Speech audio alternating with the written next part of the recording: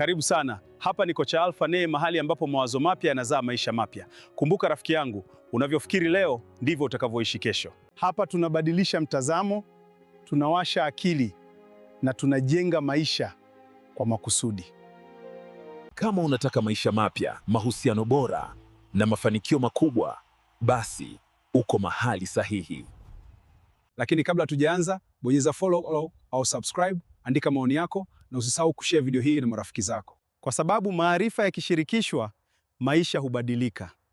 Sasa tuanze safari ya leo. 3.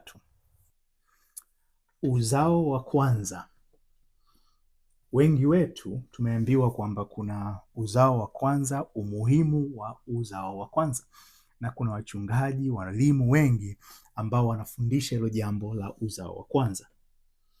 Sasa katika Biblia, Galatians, kitabu cha Galatians, tunaambiwa 2:6 kwamba Mungu hana Kiswahili tunasema kwamba Mungu hana upendelevu kwa mmoja au zaidi.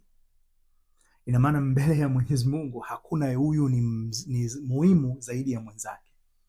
Na Yesu alisema mbinguni hakuna mwanamume wala mwanamke, wote ni sawa. Sasa kama huo ndio mtazamo wa Mungu, je, swali ambalo linakuja ambalo tunaanza, nataka nilijibu hapa, inakuwaje sisi tunazungumzia swala la kwamba kuna mzao wa kwanza ambaye yeye ni muhimu katika familia? Hilo fundisho limetokea wapi? Kwa sababu Biblia hiyo hiyo ambayo tunafundishwa katika hilo inasema vitu tofauti. Sasa tunajibuje hilo swala? Ukiangalia Biblia, lazima tukubaliane kwamba haikuandikwa na wao wanaotufundisha. Hata mimi sikuiandika.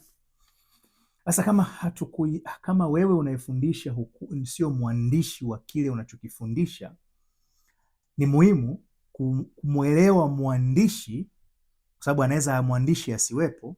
Ni muhimu kumwelewa mwandishi ili ujue anachokizungumza na uweze kukichukua kile ukakifundisha kama kilivyozungumzwa au kama kilivyoandikwa wakati kilipoandikwa.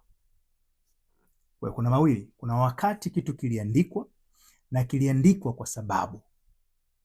Sasa kwa muda tu huu nataka nikuulize swali wewe msikilizaji ambaye umesikiliza mafundisho mengi. Je, huyu kitabu cha Galatia kinatuambia kwamba Mungu kwa 2:6 Mwenyezi Mungu hana upendeleo. Sasa tunaposema kuna huyu mmoja ndio ambaye anatakiwa aibebe familia, tumeitoa wapi hiyo? Pili, tunaambiwa kwamba mbinguni hakuna, na mbinguni inayozungumzwa iko ndani yako. Sasa tunatoa wapi kiherehere na kiita? Labda Kiswahili siku hizi kitofauti. Mtanisamehe mimi ninapozungumza Kiswahili, nazungumza Kiswahili ninachokijua. Na kila mtu anajua Kiswahili chake. Je, kiherehere hicho kinatokea wapi? Lazima tujiulize maswali. Na mimi nataka nikuache leo hii na hilo swali. Comment chini hapo, nipe ufafanuzi wako, maono yako. Usinitupie jiwe tu. Maana tuna haraka sana nataka kutumbia jiwe. Mchungaji fulani amesema, mimi sijauliza nani aliyesema. Na kama una mchungaji fulani unataka ndio msikie na kuuliza, je, huyo mchungaji alivyokuambia hivyo vitu vyako, maisha yako yako wapi na yale anayokuambia? Kwa sababu lazima tupime. Mimi nilivyokuwa naenda shule, tulikuwa tunapima mafanikio yetu. Tulikuwa tunapima.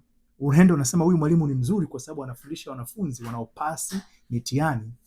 Sasa wewe kama mtihani haupasi, lazima ujiulize, je, wewe sio katika kujifunza kwako ujifunzi vizuri? Na kama ujifunzi vizuri, swali lingine linatakiwa ujibu ni kwamba, je, mwalimu wako anakufundisha kile unatakiwa kujifunza?